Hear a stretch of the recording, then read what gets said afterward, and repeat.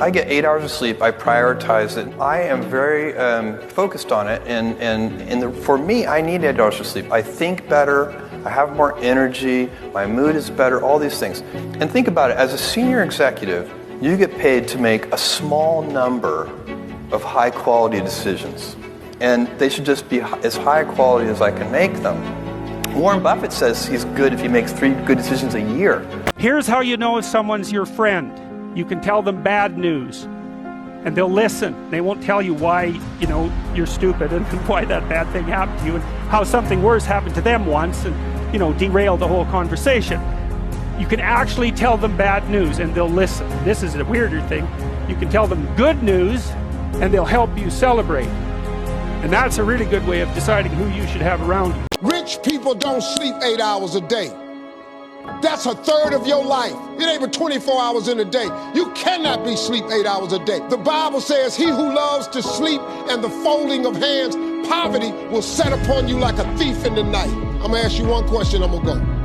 How many of you in here know somebody who loves to sleep? Let me ask you something. AJ Poe? High performance people fly like eagles. Eagles fly alone. Zuckerberg has no mates. Elon Musk has no mates. Steve Jobs had no mates. Bill Gates has no mates. And I can go on and on and on and on. They don't hang. They don't chill. They don't go to the Super Bowl. They don't go to the World Cup. They don't go to Wimbledon. All they do is work. I fall into that category.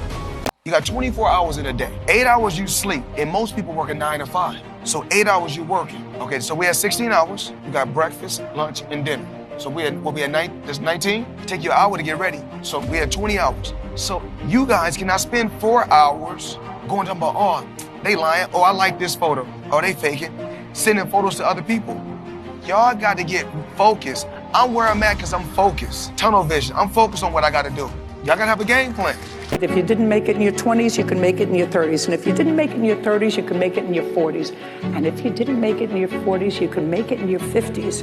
And just remember Grandma Moses. She was a painter. And she didn't start painting until, I think, in her 80s. And one of the most prolific painters. Never too late. Never too late. Never So have fun. That's what it's all about. Yeah, I have 2 rules. Oh, okay. Rule number 1, always have fun. Rule number 2, listen to rule number 1.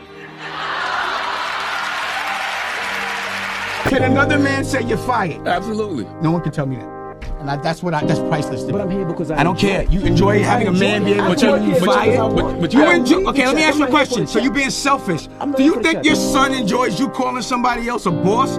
Don't you think your son would rather wake up with you and you can pick him up from school instead of having to do a 9 to 5? Don't you think? Yeah, all right, but don't you have to wake up at 4 in the morning? Don't you think your son would love if his name was up there, Dash, or whatever your last name is, instead of somebody else's?